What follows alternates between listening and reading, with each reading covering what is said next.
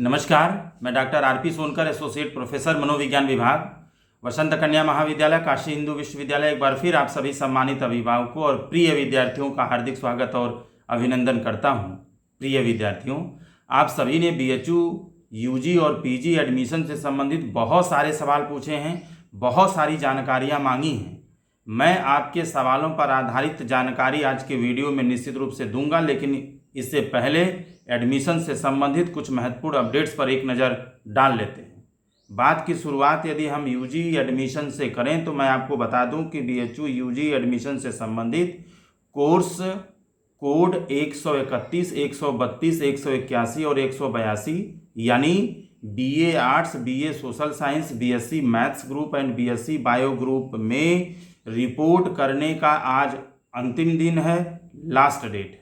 प्रिय विद्यार्थियों, आप सभी को मालूम है कि इन चारों अलग अलग कोर्सेस में विभिन्न कॉलेजेस में जो रिपोर्ट करने का समय आपको दिया गया था वह 4 अक्टूबर 2023 से लेकर के 6 अक्टूबर 2023 के बीच करना था। आज 6 अक्टूबर है यानी लास्ट डेट है। इसके साथ ही साथ मैं आपको ये भी बता दूं कि आप जितना जल्दी से जल्दी संबंधित कॉलेज में रिपोर्ट करेंगे उतना ही अच्छा होगा, उतना ही जल्दी आप अपनी एडमिशन की प्रक्रिया को पूरा कर पाएंगे। मैं आपको ये भी बता दूं कि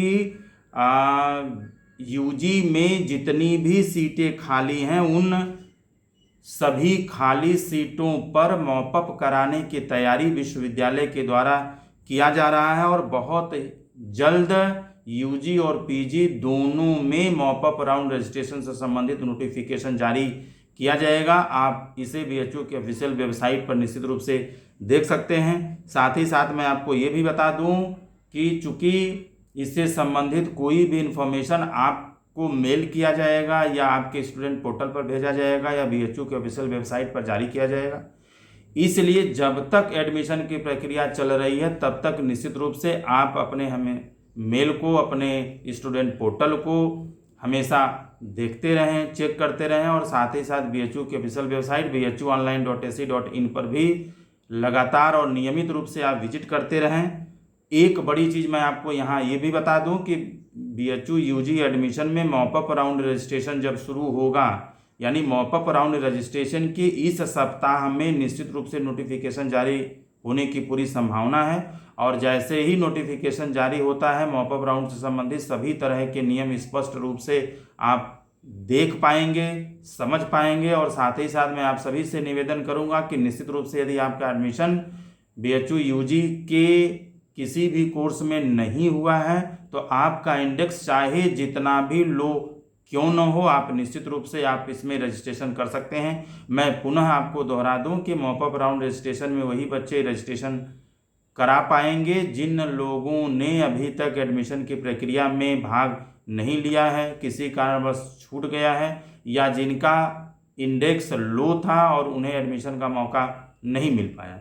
जल्दी से यदि हम पीजी एडमिशन से संबंधित कुछ महत्वपूर्ण अपडेट्स की बात करें तो मैं आपको बता दूं कि पीजी के सारे अलग अलग सब्जेक्ट्स में, सारे अलग अलग कॉलेजेस में पिछले कई दिनों से बच्चे जो है, विद्यार्थी जो है, कैंडिडेट्स जो हैं वो रिपोर्ट कर रहे हैं। बहुत सारे बच्चों ने अलग अलग सब्जेक्ट्स में रिपोर्ट कर भी लिया है, अपनी सारी प्रक्रिया पूरी भी कर ली है। साथ ही साथ मैं आपको ये भी बता दूं कि विश्वविद्यालय के द्वारा इस बार एक बड़ा फैसला लिया गया है और पीजी के सभी कोर्सेस में, सभी सब्जेक्ट में मॉपअप राउंड रजिस्ट्रेशन कराने की घोषणा बीएचयू के द्वारा बहुत जल्द यानी इस सप्ताह में निश्चित रूप से जारी कराया जाएगा। यह बात साफ हो गया है कि पीजी के अलग अलग सब्जेक्ट्स में जो सीटें खाली हैं उस पर निश्चित रूप से मॉपअप राउंड रजिस्ट्रेशन कराया जाएगा।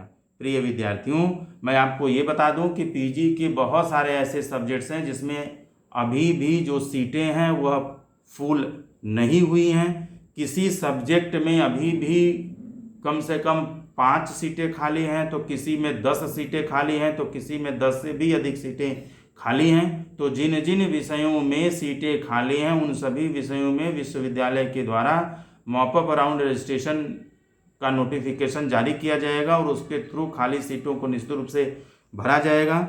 इसलिए यह जो सप्ताह है वह निश्चित रूप से बहुत ही महत्वपूर्ण है। आप एडमिशन की प्रक्रिया से सक्रिय रूप से जुड़े रहें, अपने मेल आईडी को हमेशा चेक करते रहें, अपने स्टूडेंट पोर्टल को हमेशा चेक करते रहें और बीएचयू के ऑफिशियल वेबसाइट पर लगातार और नियमित रूप से आप विजिट करते रहें। जैसे ही एडमिशन का ऑफर आपके पास जाए, निश्चित रूप से आप वो संबंधित प्रक्रिया करके आप एडमिशन में भाग ले सकते हैं, एडमिशन आप करा सकते हैं। और जैसे ही मॉपअप राउंड रजिस्ट्रेशन की घोषणा होती है, नोटिफिकेशन जारी होता है, आपका इंडेक्स चाहे जितना भी लो क्यों न हो, आप निश्चित रूप से मॉपअप राउंड में हिस्सा ले सकते हैं। साथ ही साथ मैं आपको ये भी बता दूं कि यूजी के सारे सब्जेक्ट्स में आगामी 9 अक्टूबर 2023 से यानी सोमवार से क्लासेस चलने से संबंधित नोटिफिकेशन भी जारी कर दिया गया है। यानी पीजी के सारे सब्जेक्ट्स में, सारे लगभग कॉलेजेस में सोमवार 9 अक्टूबर से आपकी जो क्लासेस हैं वह निश्चित रूप से चलनी शुरू हो जाएंगी। एक बहुत बड़ा अपडेट मैं यहाँ पर ये भी दे दूँ कि आप सभी लोग यूजी या पीजी के जिन जिन कोर्सेज में, जिन जिन सब्जेक्ट्स में रिपोर्टिंग कर रहे हैं, आप एडमिशन ले रहे हैं, प्रक्रिया पूरा कर रहे हैं, आप सभी लोगों का एक व्हाट्सएप ग्रुप कॉलेज की तरफ से बनाया जा रहा है। जैसे पीजी में जितने भी अलग अलग सब्जेक्ट्स में आप एडमिशन ले रहे हैं, सारे डिपार्टमेंट का या सब्जेक्ट्स का अलग अलग व्हाट्सएप ग्रुप बनाया जा रहा है और उसमें रिपोर्टिंग करने वाले सारे बच्चों को ऐड किया जा रहा है, जिससे आपके डिपार्टमेंट से संबंधित कोई भी नोटिफिकेशन आप सभी तक आसानी से पहुंचाया जा सके। ऐसे ही यूजी के अलग अलग कोर्सेज में भी एडमिशन लेने वाले बच्चों का व्हाट्सएप ग्रुप बना करके आपको ऐड किया जा रहा है और आपको किसी भी तरह का जो इन्फॉर्मेशन है उस ग्रुप के द्वारा आपको प्रदान किया जाएगा। तो वहाँ पर भी आपकी अगर कोई क्वेरी है, कोई समस्या है, तो निश्चित रूप से वहाँ पर आप बात कर सकते हैं। मैं अब जल्दी से शुरू करता हूँ सवालों का सिलसिला और मैं पहला सवाल लूँ। इससे पहले मैं आपको बता दूँ कि आपके द्वारा बहुत सारे सवाल पूछे गए हैं, बहुत सारी जानकारियाँ मांगी गई हैं। मैंने आपके द्वारा पूछे गए बहुत सारे सवालों में से 17 ऐसे सवालों का चयन किया है जो बहुत ही महत्वपूर्ण है और ज़्यादातर विद्यार्थियों के द्वारा पूछा गया है। मैंने बहुत सारे सवालों को सिर्फ इसलिए नहीं लिया है क्योंकि उस सवाल का जवाब मैंने पिछले कई सारे वीडियोज़ में दिया है। आप निश्चित रूप से पिछला वीडियो यदि आप सुने तो आपको अपने सवाल का जो उत्तर है वो निश्चित रूप से मिल जाएगा, जानकारी मिल जाएगा। और साथ ही साथ मैंने सिर्फ उन्हीं लोगों को सवाल को लिया है जिन लोगों ने अपने सवाल के साथ अपना नाम, अपने ज़िले का नाम और अपने प्रदेश का नाम लिखा है। तो आप सभी से विनम्र निवेदन है कि जब भी आप कोई सवाल पूछें, कोई जानकारी मांगें, आप अपने सवाल के साथ अपना नाम, अपने ज़िले का नाम और अपने स्टेट का नाम अवश्य लिखें। शुरू करते हैं सवालों का सिलसिला और लेते हैं पहला सवाल। और पहला सवाल पूछा है अरुण मिश्रा जी ने छत्तीसगढ़ से।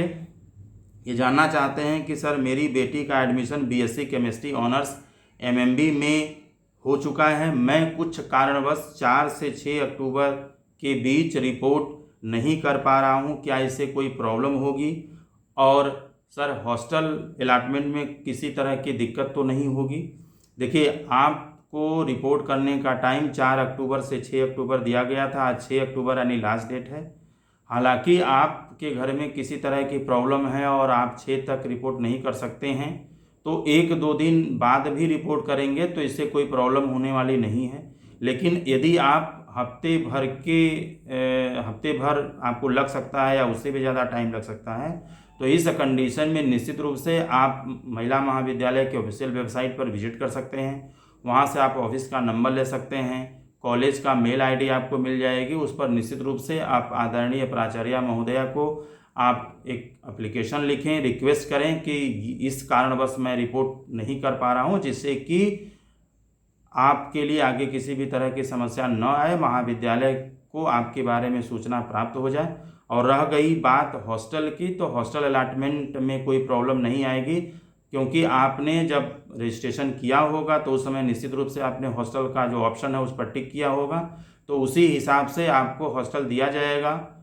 आपके इंडेक्स के हिसाब से दिया जाएगा, आपके घर से जो दूरी है उसके हिसाब से दिया जाएगा। तो सारी चीज़ें आपके लिए हैं।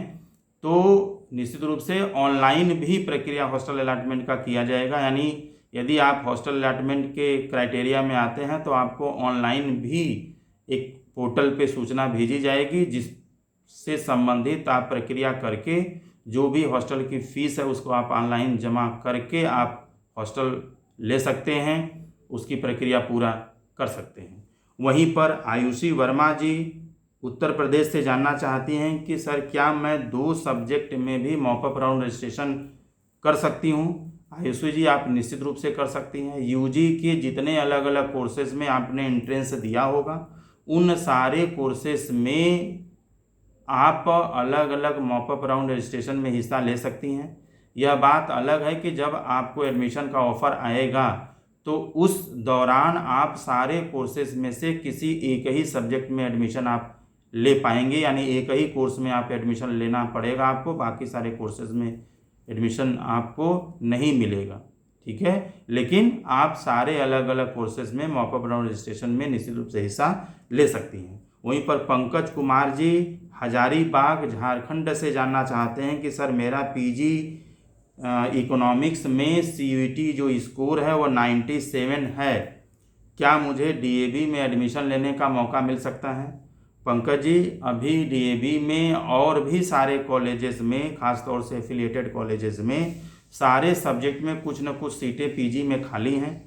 तो आपका यदि इकोनॉमिक्स में 97 है तो निश्चित रूप से आपको घबराने की ज़रूरत नहीं है। मैं बहुत श्योर या 100% नहीं कह सकता कि आपका एडमिशन हो जाएगा, लेकिन मैं ये भी नहीं कह सकता कि आपका एडमिशन बिल्कुल नहीं होगा।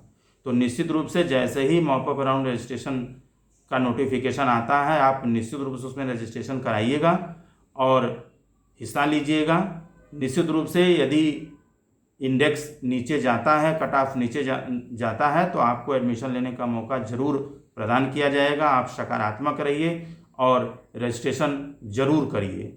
वहीं पर प्रिया यादव जी मऊ उत्तर प्रदेश से जानना चाहती हैं कि सर मेरा admission BA arts geography honours में हुआ है, पैसा न होने के कारण मैंने रिमेनिंग फ़ीस जो है वो 4 अक्टूबर 2023 तक जमा नहीं कर पाई, तो मैं आगे क्या करूं? देखिए, आप सभी को यूजी के सारे अलग अलग कोर्सेज में रिमेनिंग फ़ीस जमा करने का जो समय था वह 4 अक्टूबर 2023 रात 12 बजे से पहले तक दिया गया था। यदि आप किसी कारणवश अपना रिमेनिंग फ़ीस जमा नहीं कर पाए तो निश्चित रूप से मुझे लगता है कि ऐसे बच्चों को एक मौका विश्वविद्यालय के द्वारा दिया जा सकता है। इसलिए आप सभी लोग नियमित रूप से अपना स्टूडेंट पोर्टल चेक करते रहिए, क्योंकि हो सकता है कि ऐसे बच्चों को एक विशेष मौका देते हुए आपको पुनः रिमेनिंग फ़ीस जमा करने के लिए कहा जाए। तो जैसे ही इस तरह का मौका आपको दिया जाता है आप निश्चित रूप से रिमेनिंग फ़ीस जमा कर सकते हैं।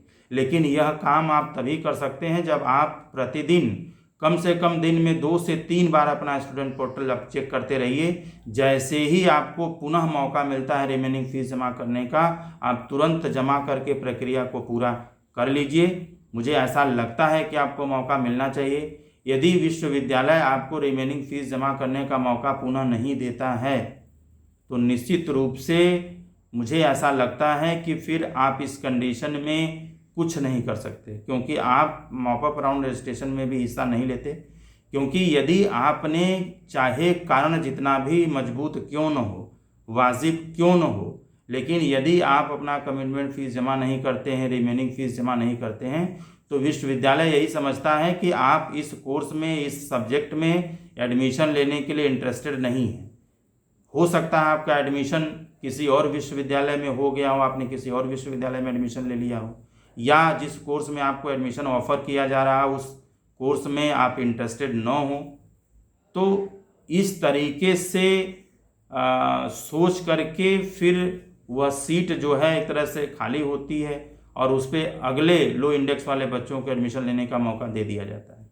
तो इसीलिए मैं बार बार आपसे निवेदन करता हूँ, हर वीडियो में यही निवेदन करता हूँ कि आप यदि भूल जाते हैं या आप अपना कमिटमेंट फ़ीस जमा नहीं करते हैं, रिमेनिंग फ़ीस जमा नहीं करते हैं, तो थोड़ी मुश्किलें ज़रूर होती हैं। इसलिए आप निश्चित रूप से देखते रहिए और जैसे ही ऑफ़र जाता है आप निश्चित रूप से जमा करें, अपना एडमिशन की प्रक्रिया को पूरा करें। वहीं रूपेश कुमार जी झारखंड से जानना चाहते हैं कि मेरा वेरिफिकेशन हो गया है, यानी मैंने वेरिफिकेशन अपना करा लिया है, पोर्टल पर अभी भी रिपोर्टिंग का जो डेट है वो 4 से 6 अक्टूबर दिखा रहा है। रुपेश जी, इससे परेशान होने की ज़रूरत नहीं है। वो हो सकता है पोर्टल पर कुछ दिन और 4 से 6 रिपोर्टिंग का समय दिखाए, आपको इससे परेशान होना ज़रूरी नहीं है।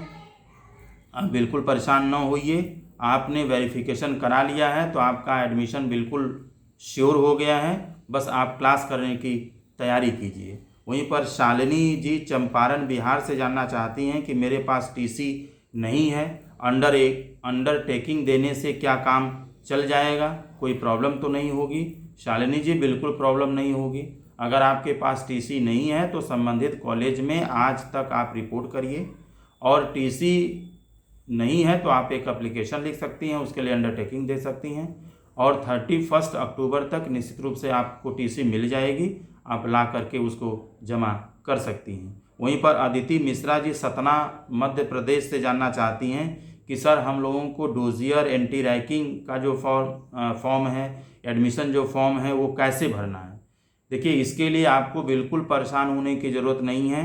आपके पास चाहे डोजियर हो, एंटी रैगिंग हो, या फिर एडमिशन फॉर्म हो, जब आप जिस भी कॉलेज में रिपोर्ट करती हैं वहाँ पर ये सारे फॉर्म होंगे। वहाँ पर उसको कैसे भरना है, रिपोर्टिंग करते वक्त क्या क्या सारी चीज़ें करनी है, यह इंटरनल कमेटी जो कॉलेज में बनी हुई है, उसके सभी जो सम्मानित सदस्य हैं वहाँ पर बैठे रहते हैं, आपको बताएंगे, और उस निर्देशानुसार आप अपने सभी तरह के फॉर्म को भर सकती हैं, जमा कर सकती हैं। आपको बिल्कुल भी परेशान होने की ज़रूरत नहीं है। सिर्फ आप रिपोर्ट करिए, सारी प्रक्रिया आपको वहाँ पर खुद समझा दिया जाएगा। वहीं पर सेजल अग्रवाल जी ग्वालियर मध्य प्रदेश से जानना चाहती हैं कि मेरा एडमिशन वीकेएम में हुआ है, हॉस्टल रिपोर्टिंग के बाद क्या तुरंत मिल जाता है या उसमें कुछ टाइम लगता है, क्योंकि मुझे सारा सामान लेकर के ग्वालियर से आना है। सेजल जी, जब आप रिपोर्टिंग करेंगी निश्चित रूप से वहीं पर रिपोर्टिंग के दौरान ही हॉस्टल अलॉटमेंट की प्रक्रिया से संबंधित भी आपको फॉर्म भरवाया जाएगा, और निश्चित रूप से महाविद्यालय की तरफ से ये कोशिश किया जाता है कि जो दूर के बच्चे हैं उनको हॉस्टल यदि मिलने लायक है, यानी वो हॉस्टल अलॉटमेंट के क्राइटेरिया में आते हैं, यानी उनका इंडेक्स ठीक है, मिलने लायक है हॉस्टल, तो उस कंडीशन में कोशिश महाविद्यालय के द्वारा ये की जाती है कि आपको अगले दिन ही हॉस्टल दे दिया जाए। तो मुझे लगता है कि 1 से 2 दिन समय लगता है, यानी 1 से 2 दिन के अंदर हॉस्टल देने की पूरी कोशिश महाविद्यालय के द्वारा की जाती है। कुछ परिस्थितियां ऐसी आती हैं जहां पर निश्चित रूप से हॉस्टल देने में 1 हफ्ते का भी समय लग सकता है।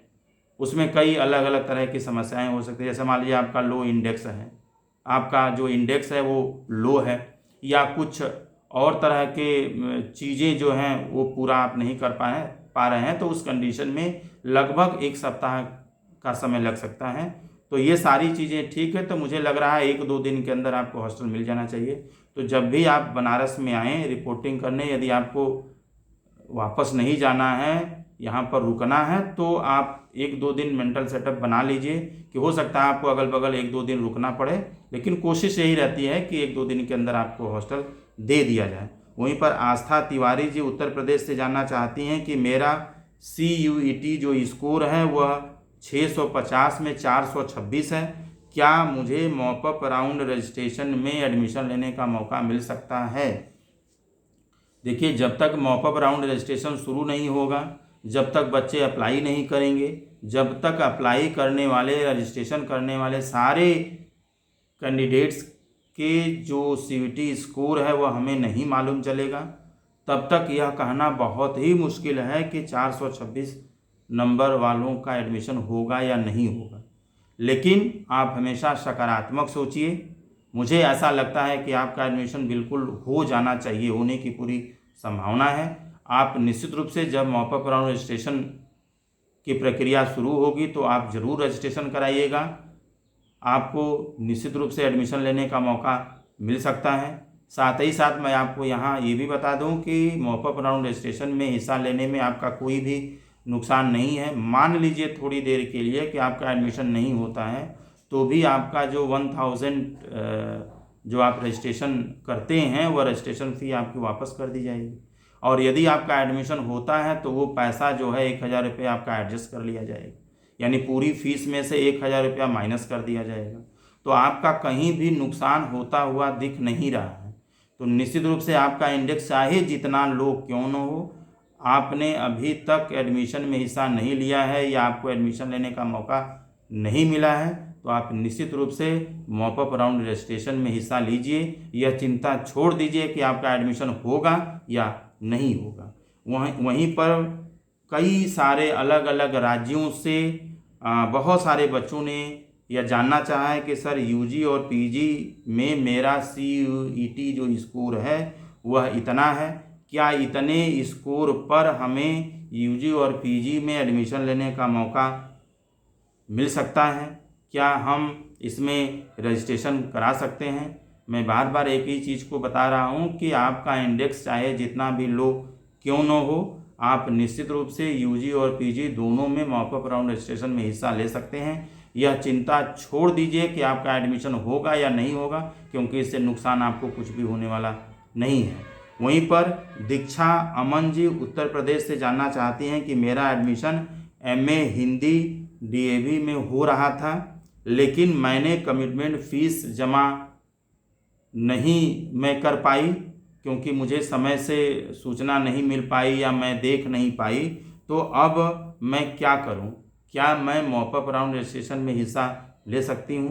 दीक्षा जी, निश्चित रूप से मैं बार बार यही कहता हूं कि आप अपने स्टूडेंट पोर्टल को देखते रहिए। जैसा कि आप लिख रही हैं कि मुझे सूचना मैं देख नहीं पाई या मुझे मिल नहीं पाया जिससे मैं कमिटमेंट फ़ीस जमा नहीं कर पाई, जबकि MA हिंदी DAV में मुझे एडमिशन लेने का मौका आया था, ऑफ़र मिला था। तो मुझे लगता है कि जब आपने कमिटमेंट फ़ीस जमा ही नहीं किया तो फिर आगे की प्रक्रिया का कोई प्रश्न ही नहीं उठता है। तो निश्चित रूप से जिन लोगों ने कमिटमेंट फ़ीस जमा नहीं किया उनको तो एडमिशन की प्रक्रिया में शामिल बिल्कुल नहीं किया जाएगा। और रह गई बात मॉपअप राउंड रजिस्ट्रेशन में हिस्सा लेने की, तो मुझे लगता है ऐसे विद्यार्थियों को जिन लोगों ने अपना कमिटमेंट फ़ीस जमा नहीं किया या रिमेनिंग फ़ीस जमा नहीं किया, उन लोगों को दोबारा मौका मॉपअप राउंड रजिस्ट्रेशन में नहीं दिया जाएगा, क्योंकि विश्वविद्यालय आपके कमिटमेंट फ़ीस जमा न करने का कारण सिर्फ और सिर्फ यही समझता है कि आपका एडमिशन या तो किसी विश्वविद्यालय में हो गया है या आप उस पर्टिकुलर कोर्स में उस कॉलेज में एडमिशन लेने के लिए इंटरेस्टेड नहीं हैं। तो दोबारा आपको मॉपअप राउंड रजिस्ट्रेशन में हिस्सा लेने के बाद विश्वविद्यालय यह बहुत श्योर नहीं हो पाएगा कि आप एडमिशन लेंगे कि नहीं लेंगे। जब आपको एक बार एडमिशन लेने का ऑफ़र BHU की तरफ से दिया गया और आपने उसको स्वीकार नहीं किया, आपने कमिटमेंट फ़ीस जमा नहीं किया, आपने रिमेनिंग फ़ीस जमा नहीं किया, तो इस बात की क्या गारंटी है कि मॉपअप राउंड रजिस्ट्रेशन में आपको एडमिशन दिया जाए तो आप इसमें हिस्सा लेंगे।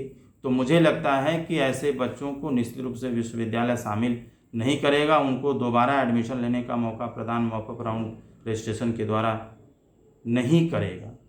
प्रिय विद्यार्थियों, वहीं पर अगर हम अगला सवाल लें तो पंकज कुमार जी राजस्थान से जानना चाहते हैं कि सर यूजी में हॉस्टल अलॉटमेंट की प्रक्रिया कब तक होगी।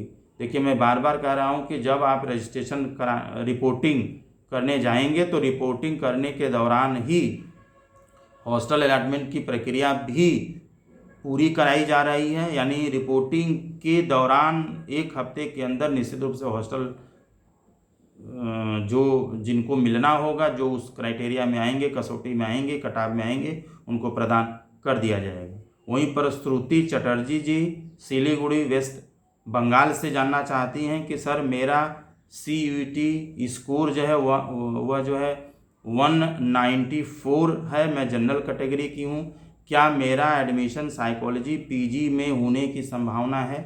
देखिए, मैंने पीछे भी बताया कि सारे सब्जेक्ट्स में अगर मैं साइकोलॉजी की बात करूं तो साइकोलॉजी में जैसे अगर मैं VKM की बात करूं तो VKM में 28 सीटें फुल हुई हैं, यानी यहाँ लगभग 7 सीटें खाली हैं।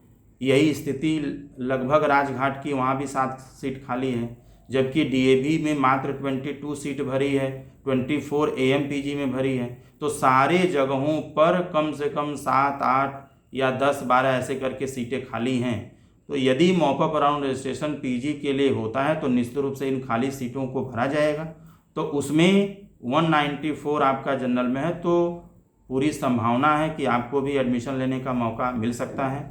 लेकिन मैं 100% न तो आपको मना कर सकता हूँ, न तो आपको मैं श्योर कर सकता हूँ, लेकिन एक रिक्वेस्ट आपसे ज़रूर कर सकता हूँ कि आप मॉपअप राउंड रजिस्ट्रेशन यदि बीएचयू की तरफ से पीजी कोर्सेज़ के लिए जारी होता है तो आप ज़रूर रजिस्ट्रेशन कराइएगा, हिस्सा लीजिएगा। वहीं पर नीरज कुमार जी भदोही उत्तर प्रदेश से जानना चाहते हैं कि सर मेरा admission BA arts AISC honours में हुआ था, लेकिन मैं रिमेनिंग फ़ीस जमा नहीं कर पाया, क्या मुझे पुनः मौका मिलेगा? देखिए, मैंने अभी थोड़ी देर पहले बताया कि यदि आपने रिमेनिंग फ़ीस जमा नहीं किया है तो हालांकि अभी विश्वविद्यालय के तरफ से रिमेनिंग फ़ीस जमा न करने वाले बच्चों के लिए कोई नोटिफिकेशन जारी नहीं किया गया है, यानी यह स्पष्ट नहीं किया गया है कि ऐसे बच्चों को एडमिशन की प्रक्रिया से बाहर कर दिया गया है। तो हो सकता है, चूँकि 4 तक मौका था, आज 6 है, यानी 2 दिन पहले की बात है, तो विश्वविद्यालय हो सकता है ऐसे बच्चों को एक बार पुनः मौका दे। हो सकता है 24 घंटे का मौका आपको पुनः मिल जाए कि जिन बच्चों ने यूजी और पीजी में अपनी रिमेनिंग फ़ीस जमा नहीं किया है वो पुनः 24 घंटे के अंदर जमा कर सकता है। तो निश्चित रूप से इस तरह का ऑफ़र यदि आपको दिया जाता है तो इसका फ़ायदा आप तभी उठा पाइएगा जब आप नियमित रूप से आप अपना स्टूडेंट पोर्टल चेक करते रहेंगे। पता चला कि आप डेली देख रहे हैं और आज आपने नहीं पोर्टल चेक किया और आज ही आपको 24 घंटे का समय मिला था रिमेनिंग फ़ीस जमा करने का, फिर समय बीत जाएगा, फिर दोबारा आप सोचेंगे मौका मिलेगा या नहीं मिलेगा। तो प्लीज़ मैं आप सभी से विनम्र निवेदन, बार बार निवेदन कर रहा हूं कि आप अपना स्टूडेंट पोर्टल नियमित रूप से देखते रहिए। कम से कम इस सप्ताह तक तो आप ज़रूर देखिए, क्योंकि बहुत सारी चीज़ें इस सप्ताह होने की संभावना है। वहीं पर कई सारे अलग अलग स्टेट्स से, राज्यों से बहुत सारे बच्चों ने मॉपअप राउंड कब होगा इसके बारे में जानना चाहें। प्रिय विद्यार्थियों, मैं आपको बता दूं कि मॉपअप राउंड रजिस्ट्रेशन से संबंधित नोटिफिकेशन इस सप्ताह जारी होने की पूरी संभावना है। अभी विश्वविद्यालय के द्वारा मॉपअप राउंड रजिस्ट्रेशन से संबंधित कार्य को पूरा किया जा रहा है, उस पर कार्य चल रहा है। तो आप सभी लोग जागरूक रहें और मॉपअप राउंड रजिस्ट्रेशन से संबंधित नोटिफिकेशन का इंतज़ार करें। जैसे ही नोटिफिकेशन जारी होता है आप संबंधित प्रक्रिया को पूरा करें और इसमें आप भाग लें। वहीं पर कई सारे स्टेट्स के बच्चों ने ये भी जानना चाहा है कि